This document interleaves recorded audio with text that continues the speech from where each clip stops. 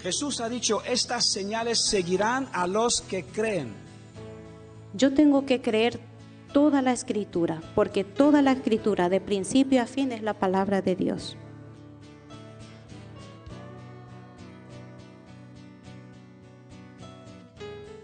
Y ese propósito fue venir a morir por todos para darnos, ¿qué? La esperanza de la salvación. No podemos vencer el mundo. Solo con el Espíritu Santo de Dios somos capaces de tener el poder de vencerlo y pisar. Con la Biblia hay que leerlo con humildad.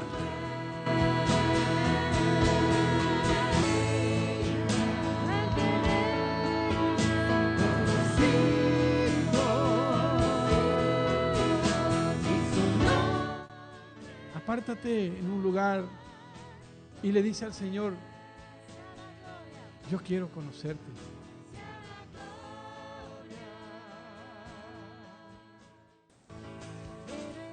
Entonces, hermano, tu vida vale para Dios. Pero tenemos su promesa de que Él está con nosotros.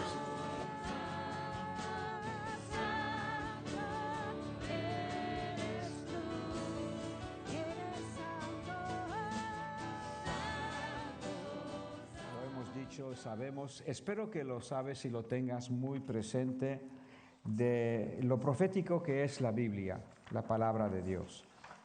Dios siendo un Dios vivo, no muerto, Dios siendo eterno, siendo el primero y el último, no podía dejarnos entre mano un libro distinto de lo que Él nos ha dado. Y es un libro que obviamente ha recibido muchísimos ataques por todo tipo de personas incrédulas, pero que por los que conocemos al Señor hemos descubierto y nuestros ojos. Quiero dar la bienvenida a mi amigo y mi hermano Alejandro. Bienvenida. Acabo de saludar a los que vemos pocos. Bienvenido. Aleluya. Qué bueno. Entonces, decía que no podía ser de otra manera que Dios siendo eterno, conociendo el fin desde el principio, que nos dejase un libro repleto como si fuese un hilo de oro que transcurre toda la Escritura. Puede ser que la primera profecía esté ya en Génesis 3:15, cuando se anuncia a Eva que de la descendencia de ella haría daño al demonio, lo aplastaría con su calcañar, y que el demonio también le haría algo de daño al calcañar, ¿no? Y eso ha sucedido. El demonio a veces hace daño, incluso hace daño a Cristo. No que sea un daño que pese mucho, pero sabemos que nos hace daño, a veces consigue victorias en nuestras vidas, o a veces el enemigo encuentra una puerta y nos quiere achuchar. Pero todo obra para bien, para los que aman a Dios. Acuérdate de esto. Si tú amas al Señor sobre todas las cosas, nunca te vas a encontrar en una situación tan negativa que no haya algo bueno para ti en ella. Es Dios que transforma lo malo en bueno. Podemos padecer, podemos pasar momentos difíciles, pero siempre para el creyente, para el que ama a Dios y que es llamado conforme a sus propósitos, todas las cosas obran a bien. Entonces decía que vamos a orar para que Dios nos siga abriendo el entendimiento y nos permita seguir ahondando en nuestro conocimiento y compromiso con Él. La Biblia es un libro profético, es el único libro así en la tierra. No hay otro libro que te prediga las cosas con tal exactitud que después se cumplan y la puedas ver y reconocer. Obviamente hay algunos libros y escritores que han intentado dejarnos algunas profecías del futuro y cosas de estas, y obviamente, pues humanamente es posible acertar de vez en cuando. y es lo único que se puede encontrar. Pero después de 1 o 2 aciertos, siempre se destapa y se descubre que lo que dijo el profeta no se cumple. Entonces Dios dice, ¿cómo vais a saber que un profeta es de Dios? Lo que él dice se tiene que cumplir. Y si no se cumple, entonces no viene de Dios, aunque haya tenido algunos aciertos. Después hay muchas personas que atacan la Biblia, la palabra de Dios, diciendo, por ejemplo, que ha sido reescrita, y eso es verdad, por los escribas a lo largo de los siglos. Se han hecho cientos y miles de copias de la Biblia. Hoy por hoy tenemos unas 8.000 copias, por ejemplo, del Evangelio de San Juan, que están en los museos, ¿no? Y que sepamos, ¿no? Probablemente había muchas más que de las cuales no sabemos, o se quemaron o se perdieron. Y entonces las personas con la mente natural, ayudado por el demonio, dicen, no, que a través de todas estas copias obviamente se ha introducido error, lo cual hoy, después de 2000 años, no te puedes fiar en el libro. Vamos a ver, ¿no es Dios suficientemente grande y no es suficientemente Dios para preservar su palabra? Pregunto. Pero el argumento o la prueba que le pone un clavo al ataúd de esta argumentación es que si la palabra fuese cambiada, entonces sería imposible de leer nada que se cumpliera hoy, porque estaría todo trastornado y todo cambiado. Sin embargo, si lo que ves se cumple, significa que entre el momento que se dijo y el cumplimiento nadie le ha cambiado nada. ¿Tú me entiendes? ¿Tú me sigues, no? La lógica, ¿no? Si yo digo blanco hace 2000 años y veo blanco hoy, pues significa que estamos en línea. Si no encuentro el blanco por ningún sitio, pues algún fallo ocurrió. Vamos a ver algunas, porque obviamente en un culto no podemos verlo todo, pero vamos a ver algunas y confío y quisiera que el gusanillo del gusto a la palabra profética de Dios te pueda llamar la atención específicamente. Y si no lo hace de una manera específica a tu corazón, mi oración es que cada uno crezcamos y ahondamos nuestro compromiso con Dios, reconociendo que todo lo que ha dicho es verdad. Segunda de Timoteo 3:16. ¿Alguien me puede citar este versículo? Los alumnos que hicieron unos ejercicios de aprender versículo por memoria. Segunda de Timoteo 3:16. Toda escritura es dada por inspiración de Dios y útil para enseñar, para redarguir, corregir e instruir en la justicia. Y toda mujer también, lo pego ahí, todo hombre y toda mujer esté preparado para toda buena obra. Pero el punto que quería subrayar, toda escritura es dada por inspiración de Dios. ¿Ok? Entonces, o eso es verdad, y hincamos los codos para ver lo que está diciendo Dios, o entonces nuestra fe sería vana. Pero obviamente no lo es. Vamos a orar para que Dios nos abra los ojos conforme a su espíritu, que habló todas estas profecías, las colocó en las Escrituras. ¿Por qué? Para que tú y yo las conozcamos y que tú y yo hallemos un consuelo y un ánimo fuerte, una consolación por el Espíritu Santo y por las Sagradas Escrituras, sabiendo que esto va a durar más que el mundo entero. Ay, pastor, se está extralimitando. ¿Cómo? ¿Qué dijo Jesús?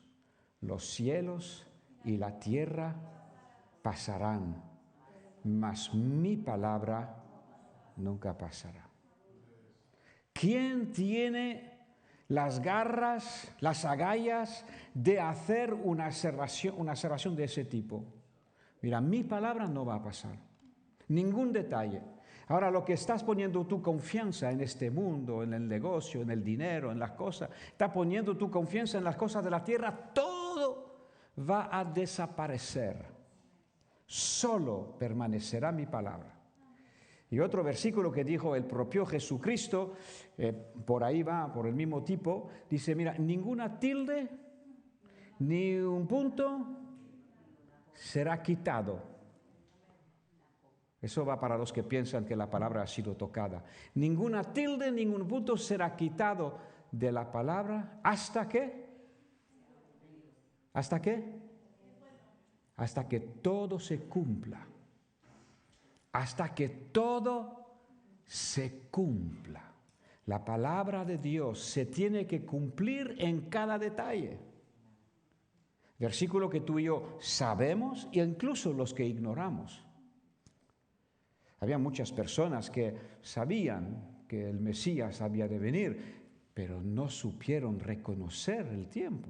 Esto también nos da mucha humildad al corazón, porque como que tantas personas, incluso los estudiosos de las Escrituras, muy pocos. Mira, hubo 3 sabios del Oriente. Vivían fuera de Israel, pero estaban conectados con Dios. Y esos sabios supieron que era el momento y vieron la estrella del Hijo de Dios en el cielo. Estaban pendientes a lo que Dios estaba diciendo. Pero ¿cuántos más? Supieron reconocer, supieron saber que he aquí el Mesías, el Hijo de Dios. Eso va también por nosotros, que frente a la segunda venida no nos encontremos a 2 velas frente a todo lo que está aconteciendo. Oremos. Padre Dios, te doy gracias por este momento profético que tú nos das, que nos permites, Señor, estar en tu presencia. Padre, queremos tener nuestras vidas arraigadas en tu amor y en tu palabra. Tu palabra, Señor, es inamovible. Tu palabra no se quitará, no se moverá, no se cambiará. Señor, ninguna tilde, ninguna jota, ningún puntito de ella desaparecerá hasta que todo se cumpla. Tú mismo, Señor, estando vivo aquí en la tierra, dijiste, hagamos para que se cumpla toda justicia, o para que se cumpla la palabra dicha en el tal profeta y tal profeta. Señor, te ruego que en esta tarde, como iglesias, como hijos tuyos, Señor, se nos abra más aún la mente espiritual para ver cuántas cosas has dicho.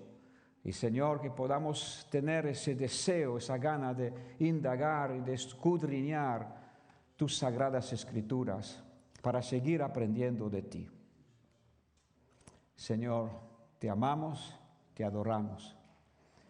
Nos pediste que tomáramos tu yugo y que aprendáramos de ti, porque eres manso y humilde. Señor, ayúdanos, Señor. Padre, en el precioso nombre de Jesús. Amén.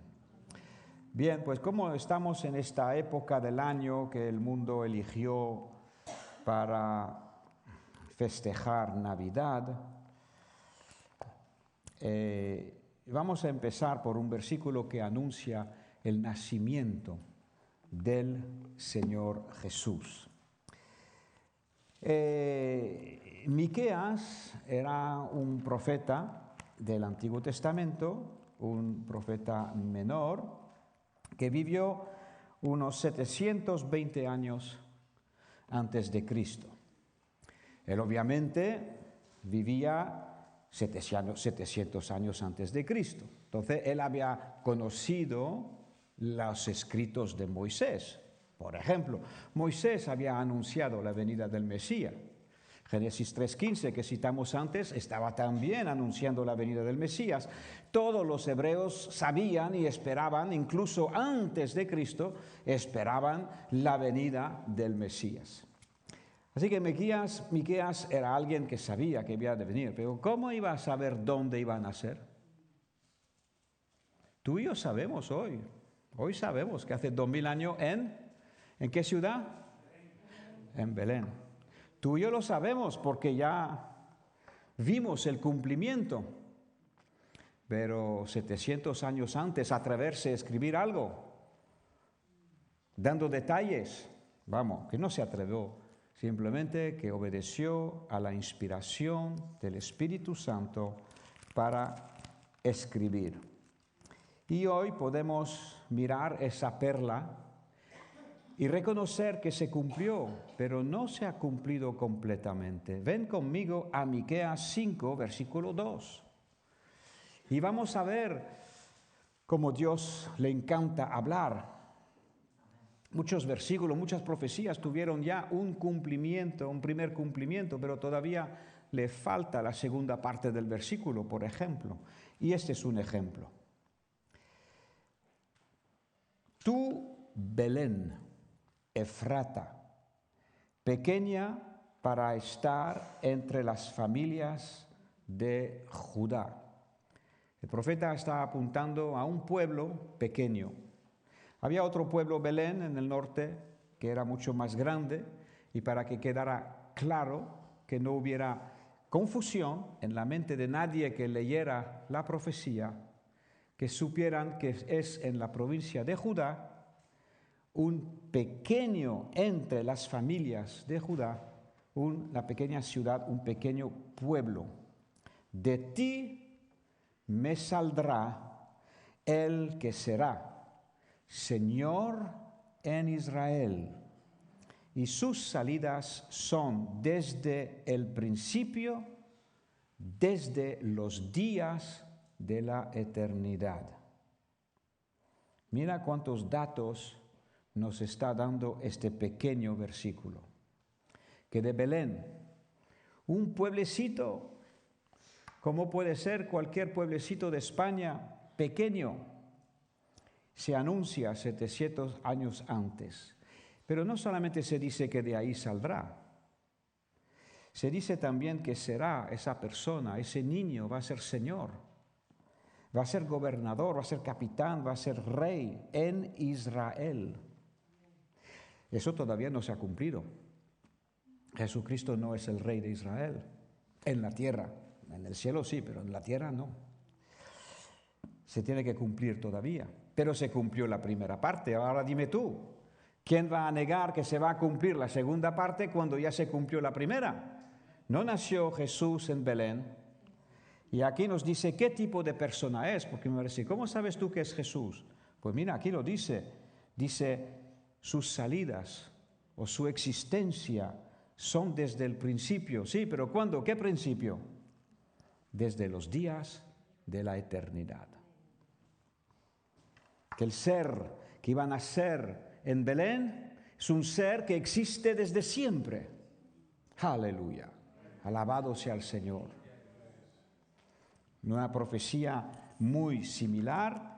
Eso fue en 720, hemos dicho. Ven conmigo a Isaías 9. Entonces, cuando decimos que Jesús es la razón de la sazón, de la estación en la cual estamos, entendamos que Jesús no es este pequeño niño envuelto en toallas, así bonito, tranquilo, que no molesta a nadie. Este va a ser rey y va a ser juez en toda la tierra. Y este es el que el mundo festeja en estas fechas. Cristo no nació en estas fechas. Estas fechas han sido puestas por la Iglesia Católica en base a unos cultos paganos.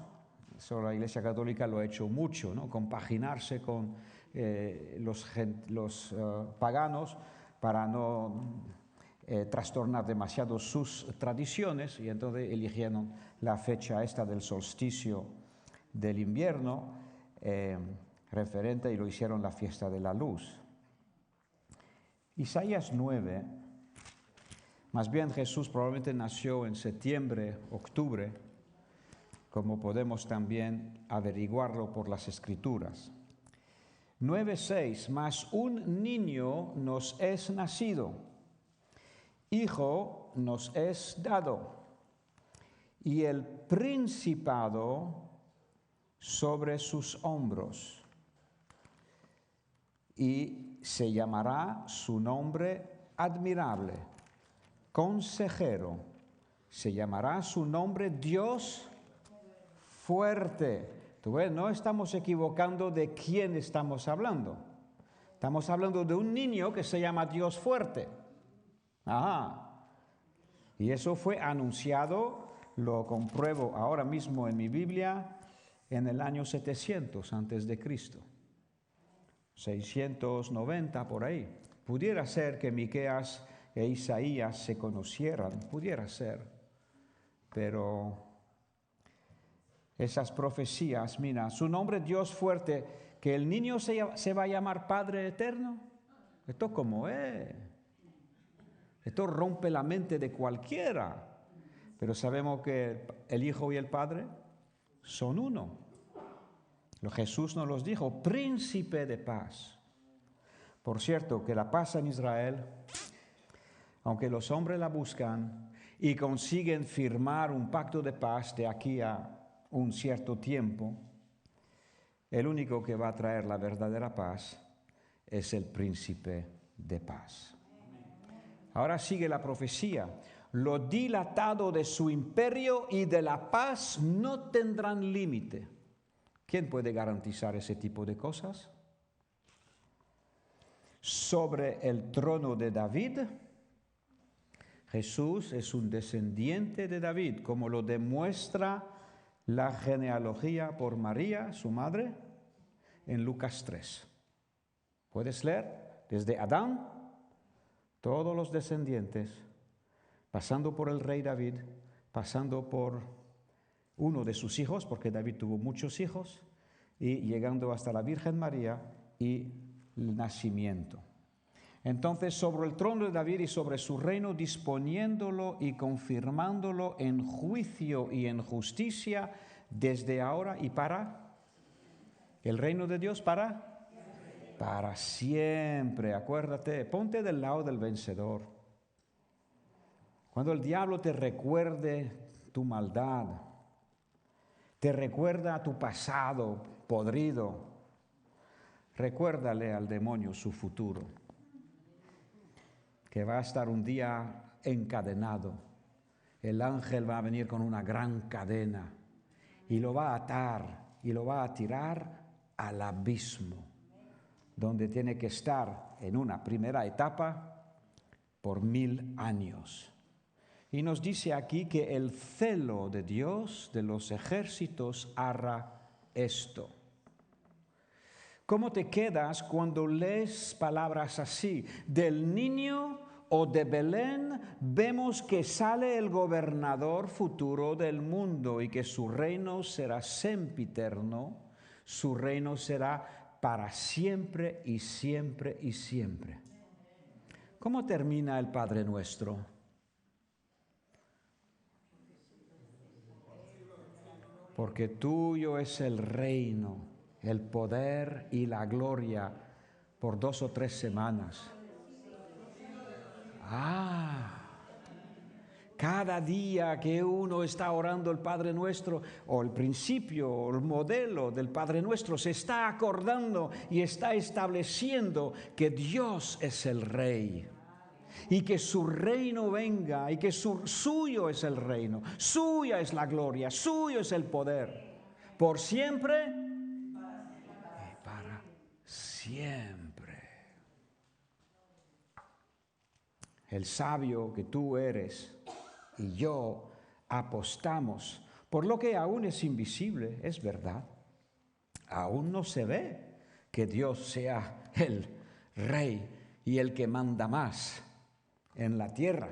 Hoy parece ser que son sus enemigos que se burlan y que hacen a sus antojos lo que quieren y se toman el lujo de tentarte a ti y de ofrecerte alguna vanidad, alguna cosa vana de este mundo, algún engaño del pecado o algún engaño de las riquezas injustas de este mundo, contando que tú desconozcas o te olvides de lo que dice la Escritura.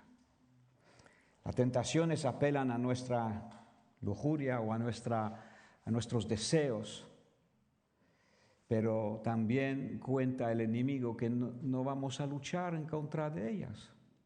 El Señor nos pidió que si queramos ser discípulos suyos, tendríamos que negarnos a nosotros mismos todos los días, tendríamos que llevar nuestra cruz.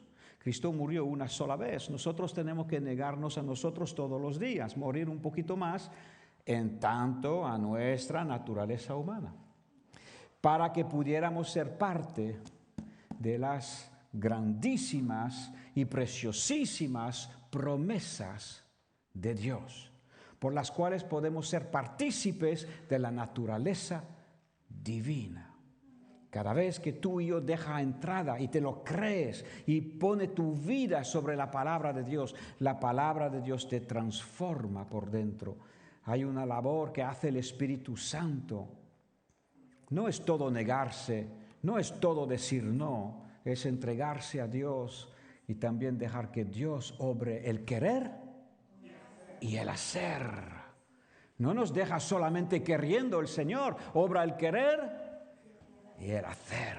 ¿Por qué? Porque cuento con Él, porque le amo más que a mi pecado, porque he decidido que Dios es bueno, he gustado y he probado que Dios es bueno y quiero más.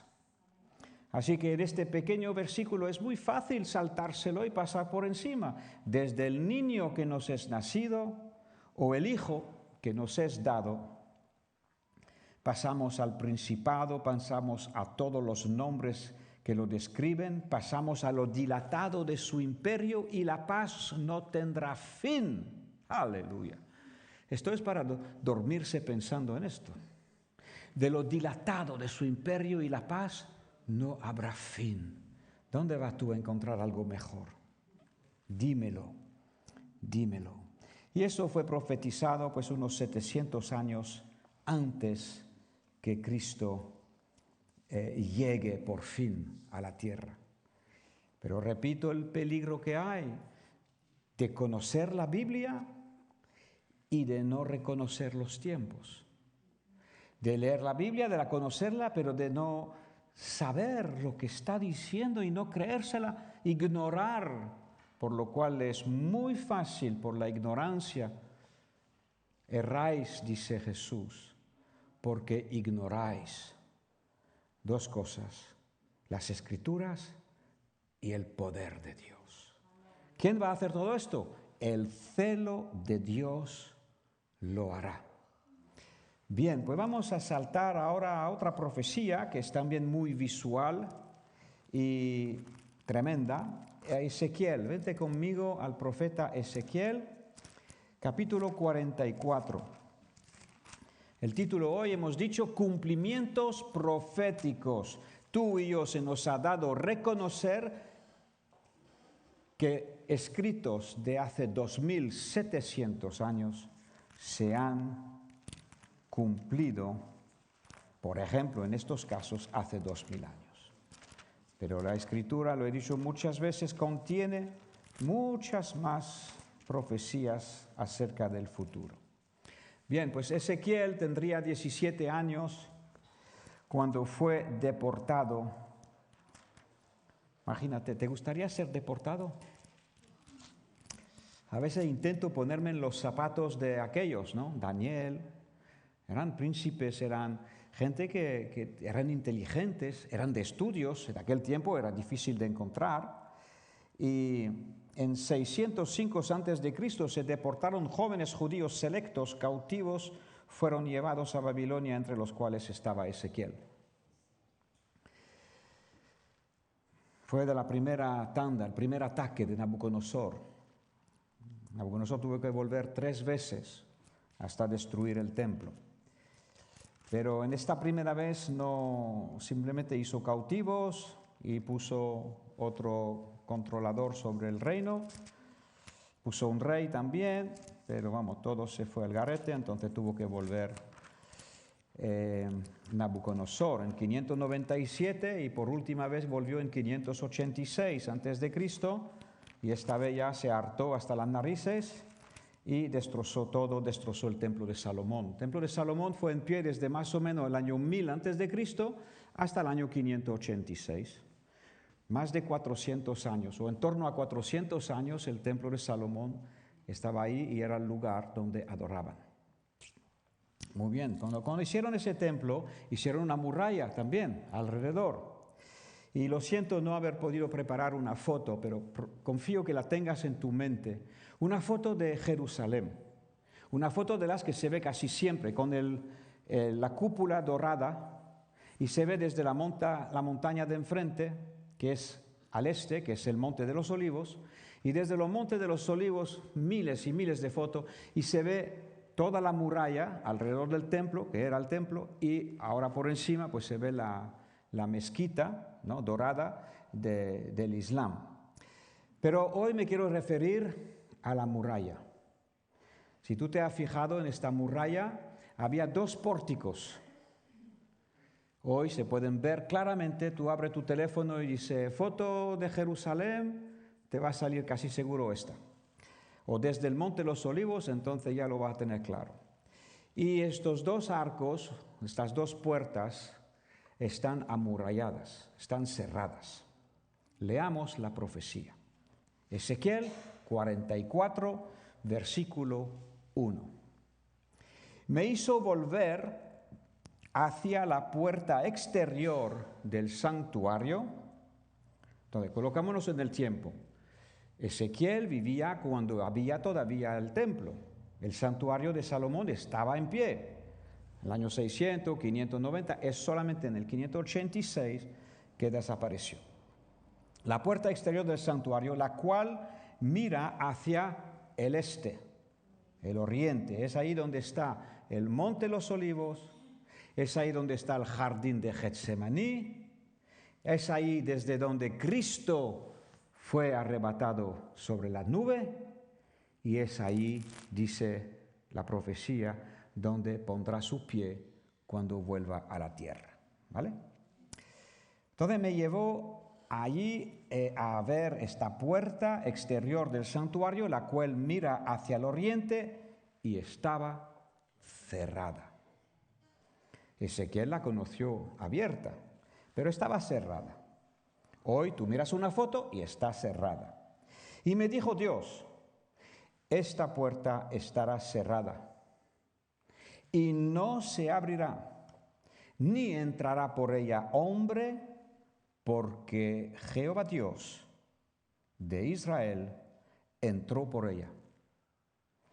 Estará, por tanto, cerrada, porque Dios, el Dios de Israel, pasó por esta puerta. Estará, por tanto, cerrada.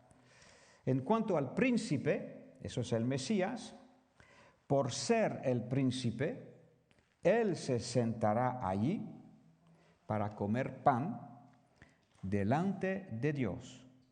Por el vestíbulo de la puerta entrará y por ese mismo camino saldrá. Así que vamos a intentar hacer una línea del tiempo.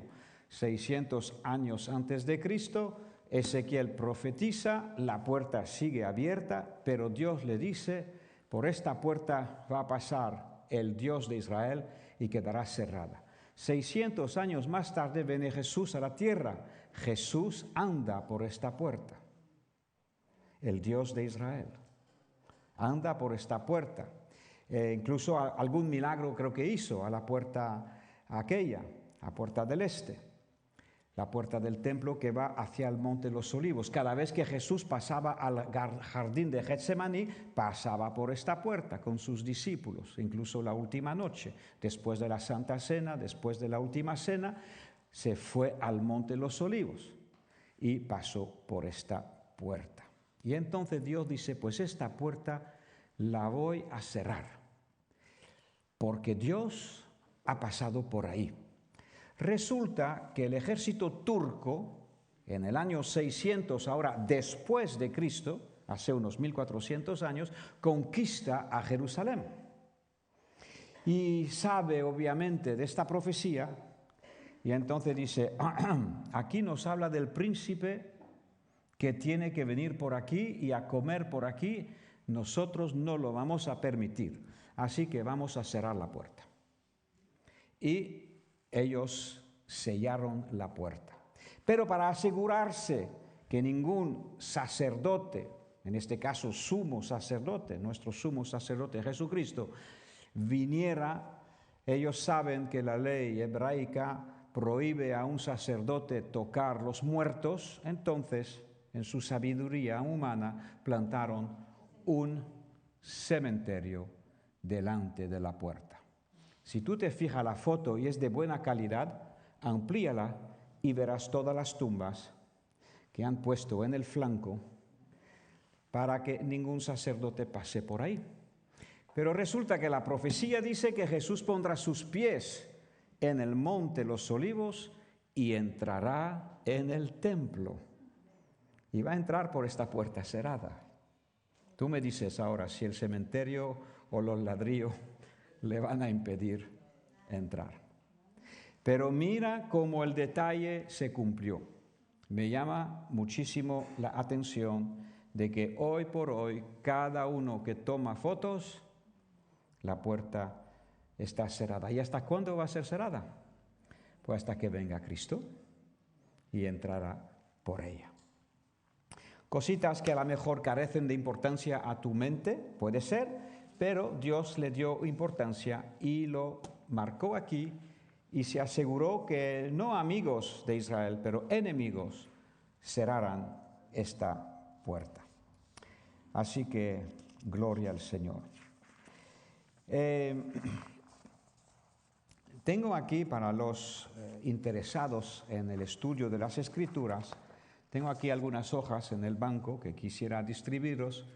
Y aquí tenemos, por ejemplo, el capítulo de Isaías 53. Tú sabes que eso es un capítulo mesiánico. Isaías, 700 años antes de Cristo, no solamente habló de un niño que nacería, también habló de la muerte, del porqué de la muerte y de la resurrección de nuestro Señor. Eso está escrito en la Biblia desde antaños. ¿Okay? Este es el Antiguo Testamento. Bien, pues aquí tengo la relación de 38 profecías que fueron habladas en Isaías 53. Te dije muchas veces que hay unas 360 profecías que anunciaron la primera venida. Aquí hay 38 en este capítulo. Y después también tengo el Salmo 2, en el cual hay unas 7 profecías. Ahí se puede leer, por ejemplo, el carácter que tenía el Señor. Se puede leer acerca de que Él es el Cristo. Y se puede también leer de su crucifixión y su resurrección. Y después también 17 profecías del Salmo 22. Esos salmos han sido escritos 1000 años antes de Cristo. ¿Vale? Entonces, por ejemplo, que iba a haber tinieblas. ¿Te acuerdas que Dios apagó la luz en el Calvario? ¿Te acuerdas que eso pasó, no? A las 12 del mediodía hasta las 3 de la tarde hubo tinieblas sobre la faz de la tierra. Pues eso fue anunciado, por ejemplo, 1000 años antes, en el Salmo 22:2. Vamos a leerlo. Y eso son pequeñas cositas que vemos. Dios mío, clamo de día y no respondes, y de noche y no hay para mí reposo. 22:8. Se encomendó a Jehová, líbrele él, sálvele, puesto que en él se complacía. Aquí está grabado las palabras de los burladores que iban a pronunciar 1000 años después. ¿No te parece maravilloso? ¿Te acuerdas que los soldados y los fariseos que estaban ahí, él se encomendó a Dios, que Dios los libre? Si tú eres hijo de Dios, bájate de la cruz. Eso está grabado en el Evangelio, pero resulta que David, por el Espíritu de Dios, lo profetizó. Estiran la boca, menean la cabeza, diciendo, sálvele Dios, puesto que en él se complacía. Así que a Dios no le sorprende las burlas de nadie, incluso las predijo y escribió palabra por palabra lo que iban a decir. Tremendo. 22:16. ¿Qué te parece algún detalle más? 1000 años antes. porque perros me rodearon, me ha cercado cuadrilla de maligno, horadaron mis manos y mis pies. Hicieron agujeros a mis manos. Eso no es un concepto del Nuevo Testamento, de que vemos que le clavaron las manos, pero fue profético cuando el Espíritu Santo se lo dijo a David para que lo escribiera. Horadaron, es decir, que hicieron agujeros en mis manos y en mis pies. Contar puedo todos mis huesos. Cuando cuelgas de una cruz, así clavado, después de un tiempo, con el peso de tu cuerpo, vas sintiendo todas las coyunturas de los huesos que se están doliendo. Y puedes decir, pues mira, ahí me duele esto, me duele aquí, me duele el hombro, me duele la cadera, y así, ¿no? Así pues, haciendo una imagen de la muerte que iba a sufrir. Entre tanto, ellos me miran y me observan. 18, otra profecía. Repartieron entre sí mis vestidos. ¿Te acuerdas la historia? Hubo 4 soldados, ¿no? Y entonces dijeron, vamos a repartirnos los soldados romanos. Los soldados romanos no eran judíos, no conocían la Biblia, no habían leído esas profecías. Pero los 4 soldados dicen, pues seguro que cada vez que crucificaban a alguien, harían esto. ¿Qué posesiones tiene? Pues no las repartimos. Y se repartieron en 4 lotes las ropas, pero hubo un problema. Es que la túnica era de una sola pieza. ¿Qué dice la profecía? 1000 años antes. Repartieron entre sí mis vestidos y sobre mi ropa o mi túnica echaron suertes. ¿No hicieron esto? Cuando encontraron la túnica de una sola pieza, dijeron, mira, para no partirla en 4, vamos a echarle suerte. ¿Y a cuál de los 4 le toca? Y eso hicieron. ¿Ha visto el detalle? ¿Ha visto en qué se para Dios y lo relata? Y todo esto sirve para aumentar nuestra fe. Cuando Dios dice que ha contado todos tus cabellos, Juan, cada uno de tus cabellos están contados. No importa el número, no importa que brille un poquito el cráneo, no importa. Lo que importa es que Dios te conoce tan bien y te ama tanto que ha contado tus cabellos. Y que cuando por la mañana tú y yo vamos a la ducha, no sé si tú te pasa, pero siempre se pierden algún cabello, ¿no? Así que Dios te tiene en sus registros cada día. Dios hace un apunte, y más que uno, de tu vida, cada día de tu vida. Porque no solamente mantiene al día la contabilidad de tus cabellos, pero cuida de ti. Ahora, ¿quién le va a decir a Dios, ¿por qué me has abandonado? ¿Por quién le va a decir a Dios, Dios no me ama? ¿Quién le va a decir a Dios? Una mente oscurecida por las opresiones del demonio, a veces un poco de incredulidad de uno mismo también.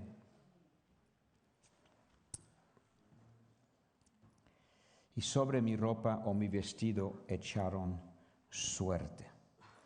Pero su resurrección fue también anunciada en este Salmo, versículo 22.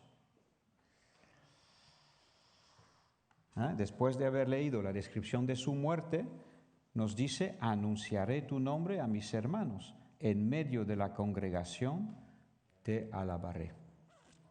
Ven conmigo a Isaías 53.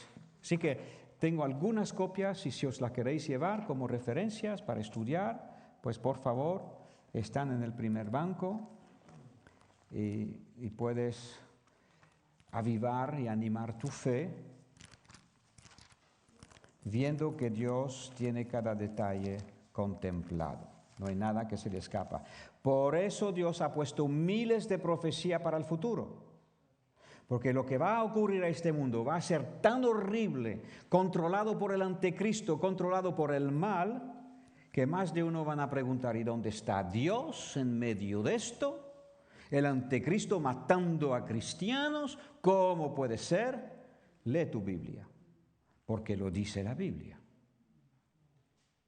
Pero también dice la Biblia que por ello muchos se ofenderán. Muchos querrán dejar de creer, porque Dios permitirá que muchos de nosotros, igual que en el pasado, igual que hoy en nuestras naciones, Dios permitirá que muchos de nosotros seamos degollados, perdona la palabra cruda, usemos de alguna manera o de otra. Lo dice, te puedo decir exactamente el tiempo, dice que le será dado autoridad a este personaje durante tiempos y mitad de tiempo, durante 1260 días. Después bajará la gran cadena. Bienaventurado, dice, he aquí la paciencia de los santos. El que mata a espada, el que degolla, la recorta para vengarse, por esta misma muerte ha de morir. Bienaventurado, desde ahora en adelante, dice la Escritura, bienaventurados los que mueren en el Señor. Bienaventurado, tú sabes que el mártir es una clase superior. El que muere por su Señor no es lo mismo que el que no ha tenido este privilegio. Bien, Isaías 53. 53 no vamos a leer cada escritura, cada profecía, vamos a leer algunas, pero hay 38 profecías que tú y yo sabemos que se cumplieron. Vamos a elegir algunas. Mira, Isaías 53, 1. Ya conocemos la respuesta. ¿Quién ha creído a nuestro anuncio? ¿Quién creyó que Jesús era el Salvador? Mira, está profetizando que pocos iban a creer. Bien, ¿qué más? Dice que llevaría los pecados del mundo, versículo 4. Ciertamente llevó Él nuestras enfermedades, sufrió nuestros dolores. Entonces, ciertamente, y nosotros le tuvimos por azotado, por herido de Dios, abatido, mas Él herido fue por nuestras rebeliones. ¿Tú has sido rebelde de vez en cuando?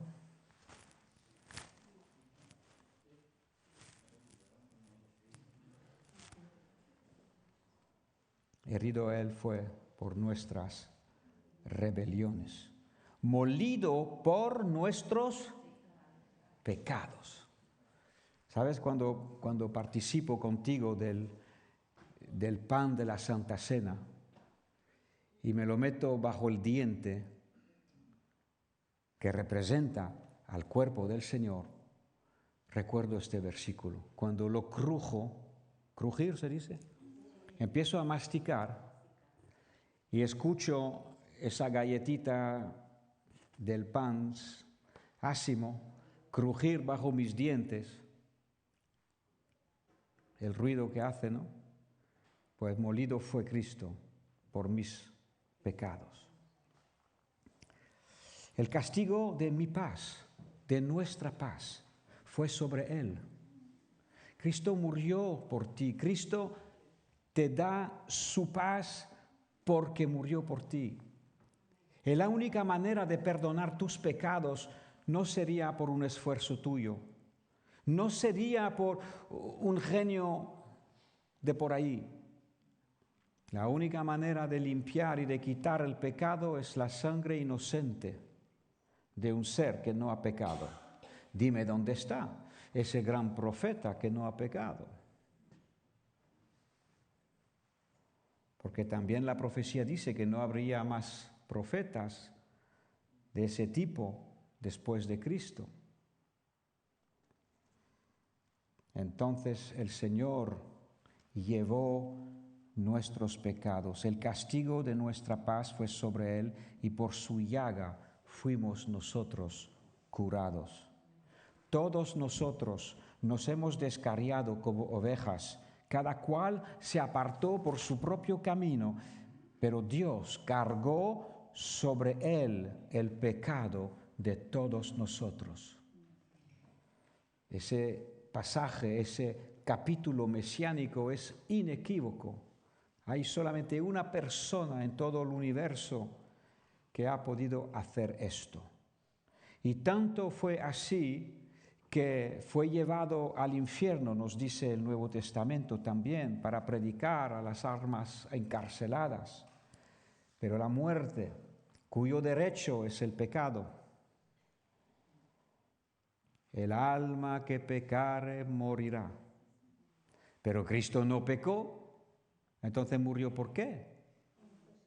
El que no conoció pecado, Segunda de Corintios 5:21, el que no conoció pecado fue hecho pecado por ti y por mí para que nosotros fuésemos hechos la justicia de Él en Dios, la justicia de Cristo.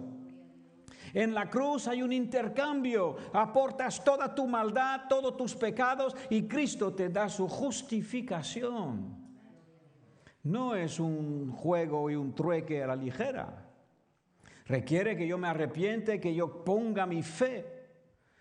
La salvación es por gracia, porque por gracia sois salvos por medio de la fe. Y no es por obra para que nadie se gloríe. Ahora ese regalo gratis, en estos últimos tiempos, tú y yo hemos de compartirlo. De gracia recibiste, dad de gracia. Ve a dárselo a otra persona, para que otros puedan entrar en la paz, para que otros puedan reconocer que ellos también se descarriaron como ovejas, que ellos también puedan creer que hay alguien que los ama en los cielos y apostó por ellos cuando aún eran podridos pecadores. Porque cuando éramos pecadores, Cristo nos amó y murió por nosotros. Eso es el evangelio que creemos, que disfrutamos y que compartimos. Entonces Cristo, como decía, la muerte no lo podía retener, la muerte no tenía ningún derecho sobre él, pero fue hecho pecado. Por eso tuvo que clamar y gritó en la cruz: Padre, Padre, ¿por qué me has abandonado? Nunca se había roto su relación con Cristo, con Dios. Él no tenía pecado, nunca se había... Todos los días escuchaba a Dios, como tú y yo lo podemos escuchar cuando andamos fino. Todos los días decía: yo no hago nada si no veo al Padre hacerlo, no digo nada si no oigo al Padre decirlo. Pero en este momento en la cruz, cuando Dios cargó sobre él el pecado de cada uno de nosotros, ¡sha!, se cortó la luz y se cortó la comunión con Dios. Padre, Padre, ¿por qué me has desamparado? Cristo murió, se fue al infierno, pero la muerte no lo pudo detener. Y a los 3 días salió a vida. Mantén tu dedo en Isaías 53 y vamos a leer el Salmo 16:10. Profecía acerca de la resurrección, 1000 años antes de Cristo. Porque no dejarás mi alma en el Sheol. El Sheol es la palabra infierno en hebreo. Cuando ves Sheol es una palabra hebrea, habla del infierno. No dejarás mi alma en el infierno, ni permitirás que tu santo vea corrupción. Estuvo 3 noches y 3 días en la tumba, pero los gusanos no se lo comieron. Salió a vida, salió a la victoria. Cristo fue librado por Dios, porque una vez muerto, dime tú, hay muchas tumbas de hombres sabios, muchas tumbas de profetas, muchas tumbas de personas que se han dicho esto o el otro. Pero el único que dijo la verdad cuando hablaba de él mismo fue Jesucristo. Por eso la muerte, el enemigo postrero, el enemigo que todos tenemos, no pudo con él. Oh muerte, ¿dónde está tu victoria? ¿Dónde está tu aguijón? Y la muerte lo tuvo que devolver. Muerto, Cristo ya no podía hacer nada por sí mismo, pero Dios, que es justo, lo levantó. Nos dice Romano 1 que el Espíritu de Santidad, el Espíritu Santo, entró en él y lo devolvió a la vida. El mismo Espíritu Santo que tú y yo hemos recibido. Porque dice que la ley del pecado y la muerte nos lleva a la corrupción, mas la ley del Espíritu de vida en Cristo Jesús vivificará vuestros cuerpos mortales. Yo me tengo que injertar, yo tengo que estar injertado, yo tengo que estar cerca, orando en el Espíritu, orando en el entendimiento, para que el Espíritu Santo more en mi vida, que el Espíritu Santo me traiga la victoria en cada momento y cada zancadilla del enemigo, el Señor lo reprenda. Y ahí dice la palabra que no permitirá que tu pie tropiece. Aleluya. Así que aquí vemos la profecía de la resurrección. No dejarás mi alma en el infierno y no permitirás que tu santo vea corrupción. Uno solo ha experimentado esto. Es Jesús, el primer fruto. Él vivió la resurrección como todos los seguidores, como cada seguidor de Jesucristo, también tendrá y resucitará de los muertos un día. Él el primero, nosotros después. Bien, pues volvemos a Isaías 53 y ahí también hay versículos maravillosos que hablan de su muerte y de su resurrección. Versículo 8. Espero no aburrirte, al contrario, que vayas con cada versículo dándote cuenta, wow, todo lo que fue predicho y todo lo que se cumplió. 53:8 dice así: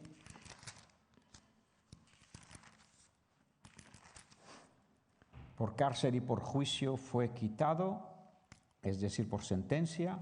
Su generación, ¿quién la contará? Porque fue cortado de la tierra de los vivientes.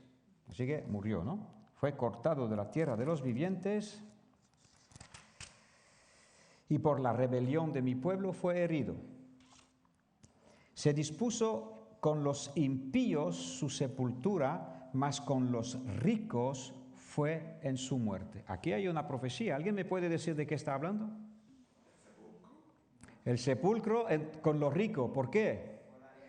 Porque José de Arimatea, gracias, era un rico y él cedió su sepulcro, le dio para que enterrasen a Jesús. Entonces metieron su cuerpo en el sepulcro de un rico. ¿Quién iba a decir que esto iba a pasar? Dios lo sabía. Dios sabe cada día de tu vida. ¿No dijo en algún sitio que Jesús estaría contigo todos los días hasta el fin del mundo? Ponte de su lado. Él estará contigo siempre. Nunca sueltes de la esperanza que tienes. Muy bien, pero dice que también fue muerte entre impíos. No fue crucificado en medio de dos ladrones y asesinos. Hasta esto fue predicho, que iba a ser crucificado con dos ladrones, pero que iba a ser puesto en la tumba de un rico. Toma ya.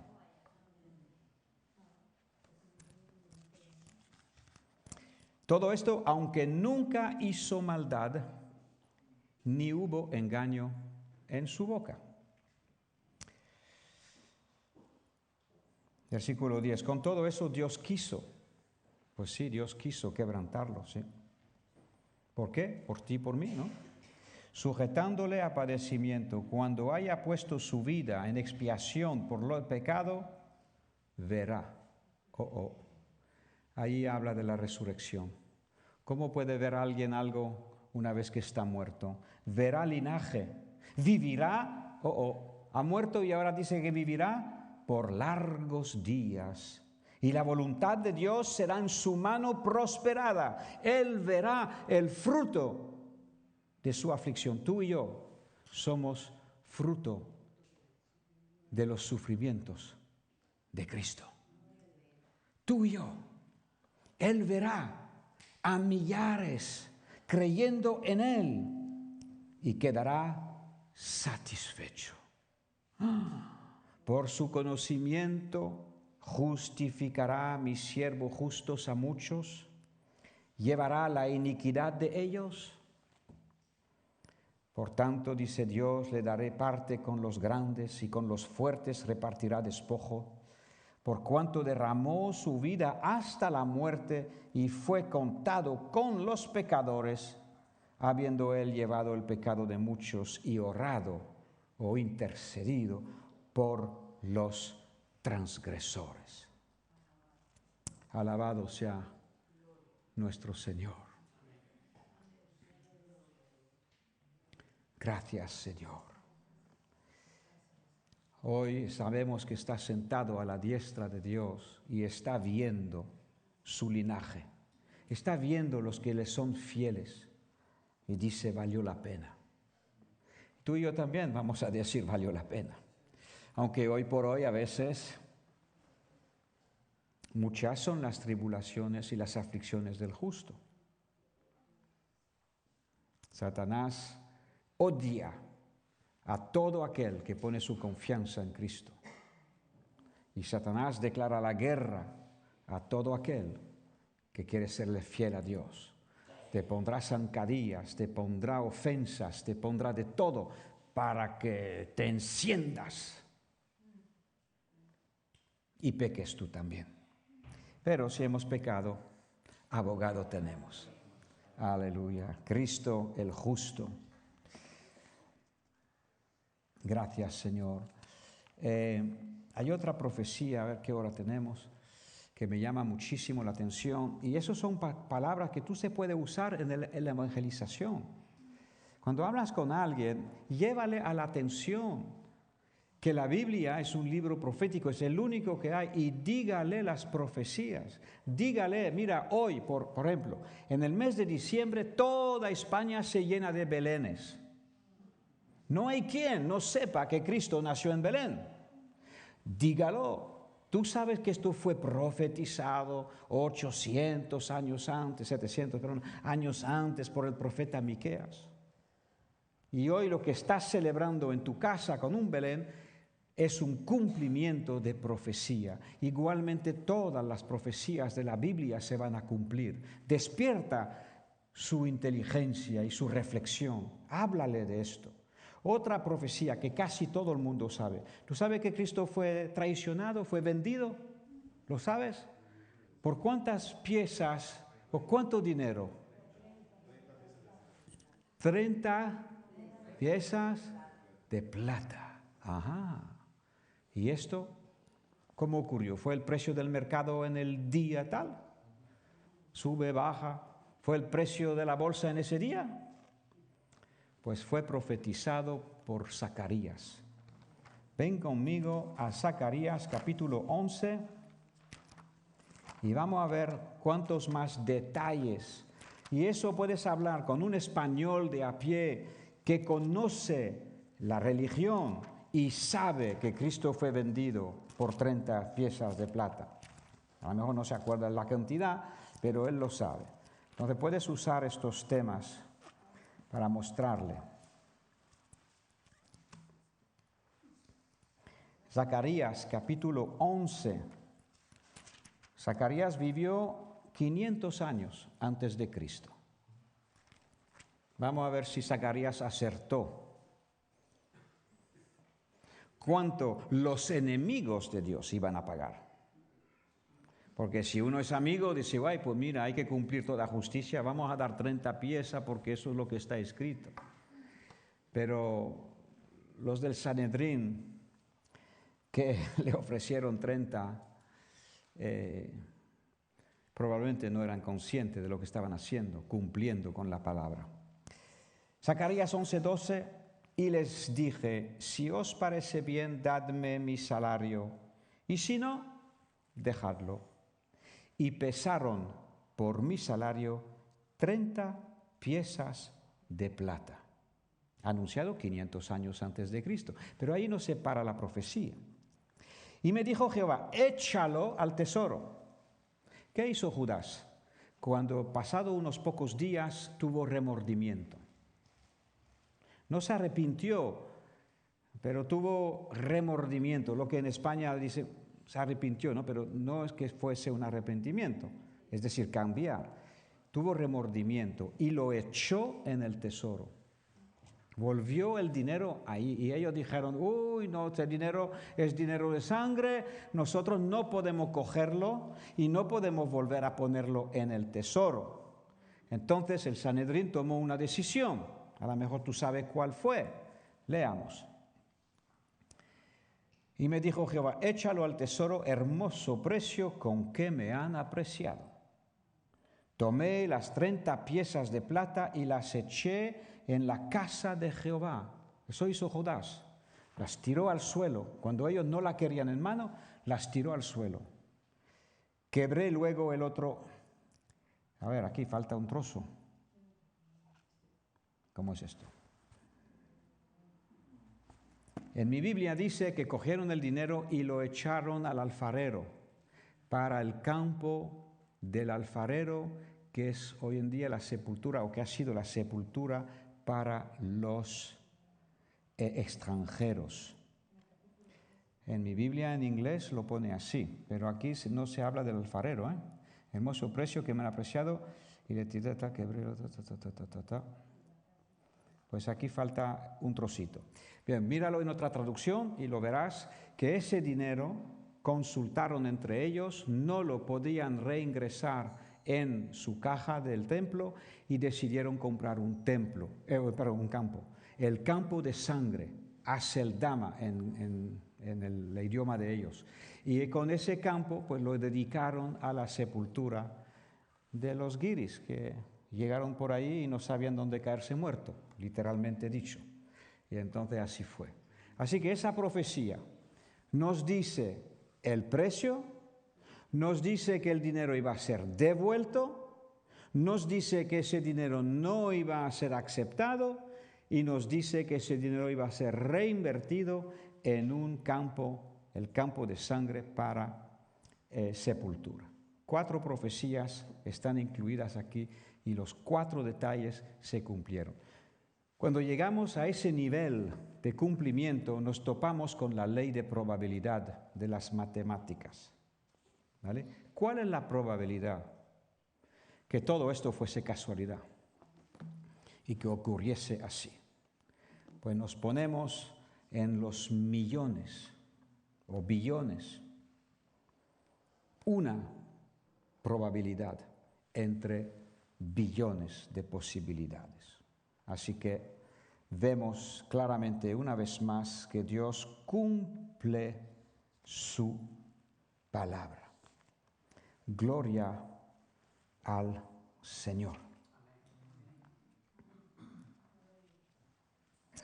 Y por terminar, ya que estamos estamos en los tiempos del fin y estamos en Zacarías 11, pues vamos a echar un vistazo a Zacarías 12. Ven conmigo a Zacarías 12, versículo 10. Eso es una profecía que no se ha cumplido aún. Aún el pueblo hebreo está bajo un velo que les impide ver que Jesús es el Mesías, es su Mesías y es el Cristo. Pero en el versículo 10 todo esto va a cambiar. Derramaré sobre la casa de David y sobre los moradores de Jerusalén espíritu de gracia y de oración. Espíritu de gracia es la gracia que tú y yo tenemos para ser salvo, porque por gracia soy salvo. Y oración, pues es ese deseo y ese clamor que uno tiene que tener y tiene cuando pide a Dios por su salvación. Mirarán a mí a quien traspasaron. Cuando Cristo volverá, todo ojo lo verá y van a ver aquí, no sé si aquí o aquí, vamos, en algún, van a ver un agujero. De ese lado también. En sus 2 pies van a ver el agujero y en su costado la lanza que fue arrojada. Cuando Tomás no creyó que Cristo había resucitado. Entonces Jesús la semana siguiente aparece entre los 12 y les dice: Tomás, ven, pon tu mano en mi costado y no seas incrédulo. Así le habló Jesús. Tomás no tuvo que ir a poner su mano, se cayó ahí avergonzado y: ¡ay, Dios mío, mi Dios, mi Señor! Claro que creo en ti. Pero había dicho que si no lo viera, pues no iba a creer. Ese día, todos los compañeros hebreos lo verán a quien han traspasado. Cristo viene glorificado, pero todavía tiene la marca de por qué murió, la marca de su amor por ti, por mí, la lleva, lo dicen las Escrituras: te tengo grabado en mis manos. ¡Wow! ¿Y cómo que se te tiene grabado? ¿Tú crees que Jesús se hizo un tatuaje?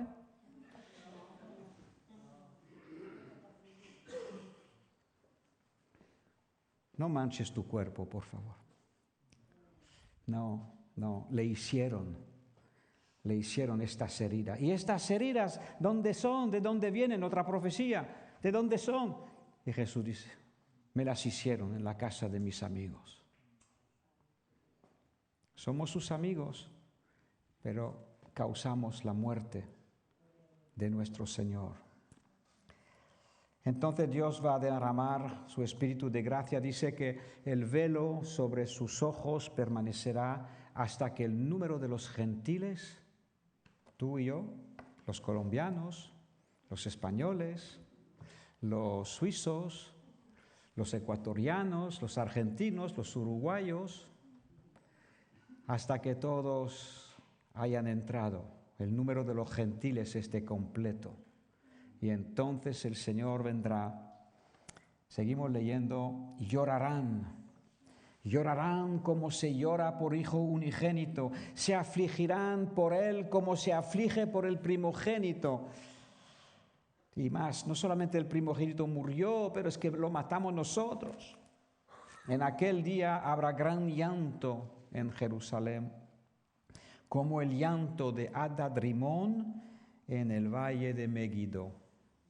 Esto es la guerra de Armagedón, en el valle de Megiddo. Tú sabes que hay un valle que se llama así, ¿vale? Valle de Megiddo, la ciudad Megiddo. Y entonces allí se reunirán todas las naciones, porque se hartarán, las naciones unidas, se hartarán de Israel. Y por el odio que inspira Satanás, como expliqué la semana pasada, el odio que inspira Satanás en los corazones, queriendo cumplir su deseo de erradicar a Israel del mapa, habrán venido contra Israel con todos sus ejércitos, pero en este valle van a morir y las naciones también se lamentarán y estarán en llanto. La tierra lamentará cada linaje aparte, los descendientes de la casa de David de un lado, las mujeres de otro lado, los descendientes de la casa de Natán, igual, hombres, mujeres, sus mujeres, los descendientes de la casa de Leví por sí, sus mujeres por sí, los descendientes de Shimei por sí, sus mujeres por sí, todos los otros linajes, cada uno lamentará y llorará. A nosotros, Señor, dice: alza tus ojos, que tu redención está cerca. Y cuando lo veremos, pues eso, no voy a cantar otra vez "Oh, when the saints", ¿no? Lo cantamos la semana pasada. Cuando los santos entrarán. Ese día, Armagedón, millones, miles, no sé cuántos, cientos de miles van a morir. Habrá sangre hasta el freno de los caballos. Escucha, hemos dicho que la Biblia da detalles. ¿Tú sabes qué superficie va a cubrir esta sangre? Hasta el freno de los caballos, por 288 kilómetros. La Biblia dice 1.600 estadios. Y un estadio son, se me ha ido el número, no es mucho. Ya está, vamos. Perdóname, pero ya que hablamos de detalles, 288.000 metros dividido por 1.600. Ya está. Un estadio son 180 metros. Un estadio, 180 metros. 1.600 estadios son 288 kilómetros de sangre. ¿De qué lado quieres estar? ¿De los que pelean contra el Cordero y el Cordero los vence? ¿O queremos ser? Eso pregúntaselo a tus amigos, a los que no conocen a Cristo, a los que vas a invitar para el viernes. La cena que organizan los varones. Invitamos inconvertidos, inconversos. Pregunta, sin carta obviamente, ¿no? La Biblia da detalles. Esta vez no será 30 piezas de plata, será 288 kilómetros de sangre, multiplicado por la boca de un caballo que llegará por aquí, depende del caballo, ¿no? Pero más o menos hasta aquí.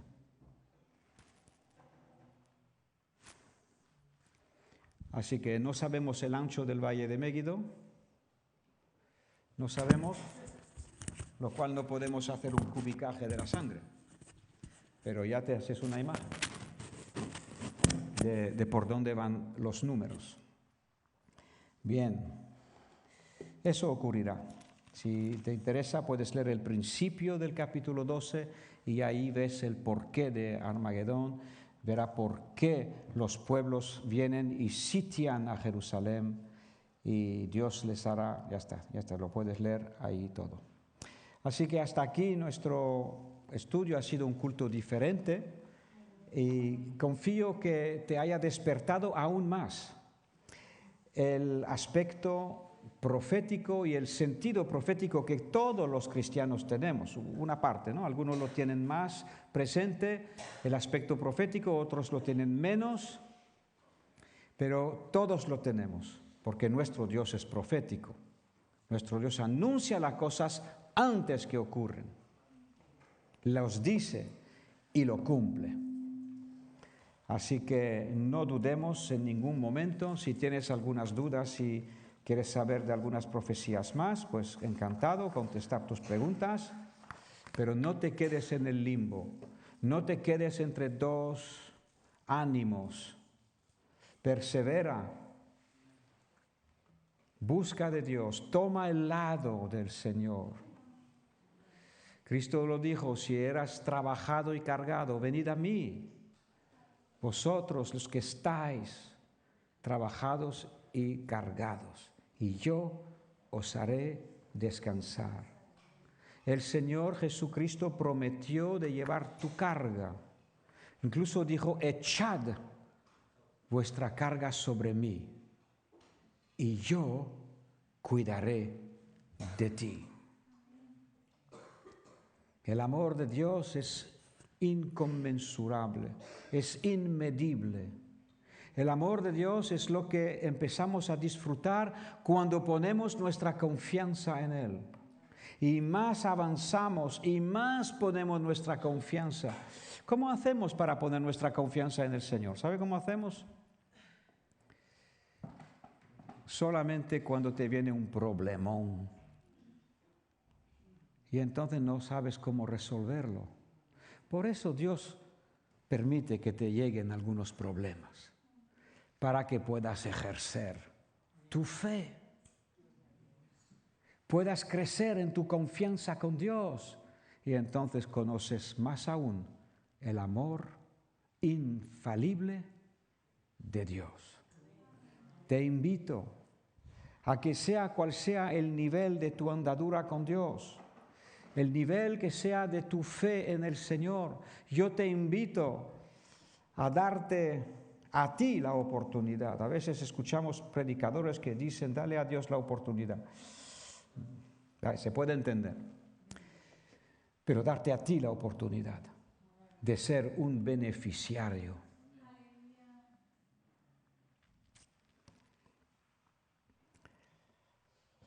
Oremos. Y mi oración va a ser que esta tarde puedas escuchar la invitación del Señor. Que esta tarde puedas ser fortalecido en tu confianza. Que incluso puedas decir, ay Señor, perdóname por haber dudado de ti.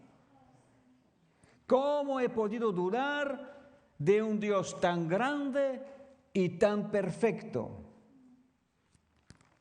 ¿Qué cosa me pasó? ¿Qué cosa me nubló para tambalear en mi confianza? Dice la Biblia que sus promesas son sí y amén. Dice su palabra que el Cristo nos lleva siempre de triunfo en triunfo. Tendré que poner mi confianza en Él y eso nadie lo puede hacer por ti. El pastor, tu mejor amigo de la iglesia, no puede activar tu confianza. No puede activar su propia confianza para que tú confíes. Te puede dar su testimonio. Te puede hablar de las profecías como lo hemos hecho hoy para que tú pongas tu confianza en Él. Oremos.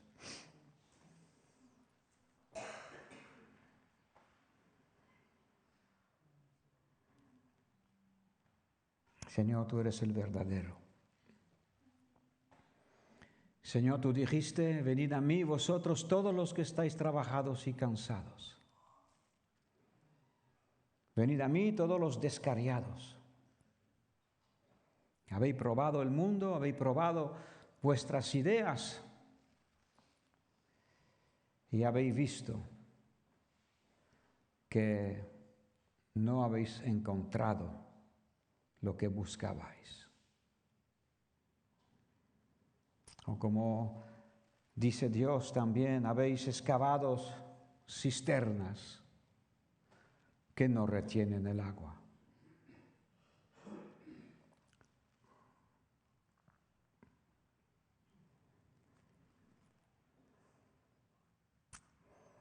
Todos tenemos preguntas no resueltas. Todos. Pero ahora te voy a preguntar, ¿qué vas a hacer con tus problemas no resueltos que no tienes respuestas?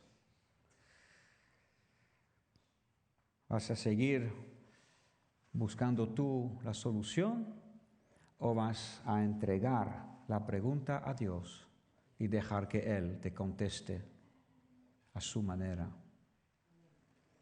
Lo hará mostrándose su grandeza y su amor infalible. Señor, en esta tarde nos pones a cada uno delante de una decisión de perseverar y poner nuestra confianza en ti para todo, o de seguir apoyándonos en el brazo propio, el brazo de la carne, la Biblia lo llama. Señor, perdónanos las tantas veces que nos hemos apoyado en nuestra propia prudencia. No hemos sabido contar contigo, no hemos sabido reconocerte en cada uno de nuestros caminos para que tú allanes nuestras veredas. Perdónanos, Señor. Aleluya. Y esta tarde una vez más, no acostumbro a ser llamados seguidos, pero una vez más siento que Dios está llamando a la puerta de tu corazón. ¿Qué es más grande, Dios o tu duda? Pues puedes dudar de tu duda, permítame decírtelo. Duda de tu duda y activa tu fe hacia Dios. Dios no te va a fallar. Aleluya.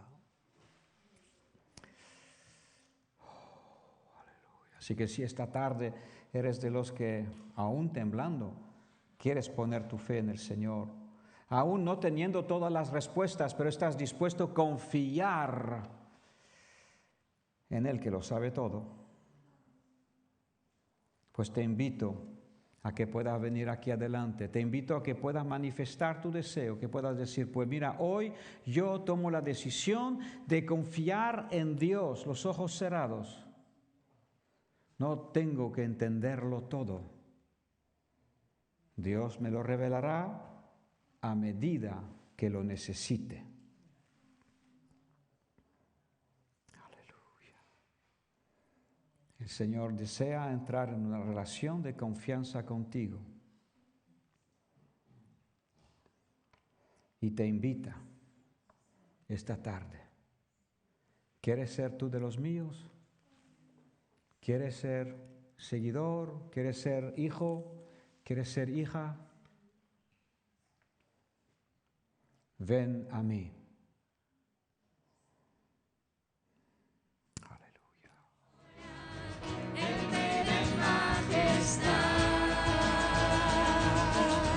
Gracias sublime es, perfecto es su amor, con más de mí.